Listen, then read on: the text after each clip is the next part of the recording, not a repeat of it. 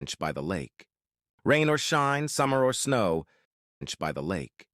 Rain or shine, summer or snow, he was there, always dressed in a pressed gray coat and holding a small, wrinkled photograph in his hand. The photo showed a woman with warm eyes and a crooked smile. Her name was Eleanor. They had met by that very lake nearly 50 years ago. She had been painting the water lilies, her brush moving in soft, careful strokes. He had been walking his dog.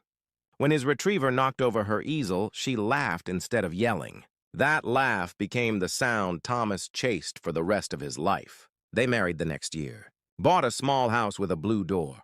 Every Sunday they came to the lake, sat on that same bench and watched the world go by. They never had children, not because they didn't want them, but because life had other plans. Eleanor would say, "It's okay. The world gave me you." But one winter, Eleanor grew quiet. Her laugh faded.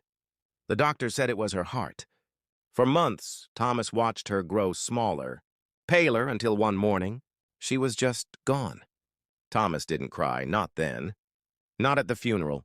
Not even when he walked back into the house, filled with her scent but empty of her presence. He simply folded the photo and went to the bench. He came back the next day, and the next. For 7 years, he sat in the same spot, watching the lake reflect the seasons. People came and went. Children grew taller. Couples changed. But Thomas stayed the same.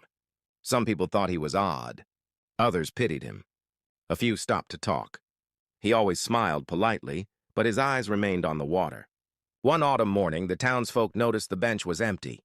The gray coat was gone. So was the man. But folded neatly on the bench was the photograph. On the back, in shaky handwriting, were the words, "I waited long enough. I'm going to find her smile. Oh, would you like music or imagery to go with it? Or maybe a version with more dialogue or inner thoughts?"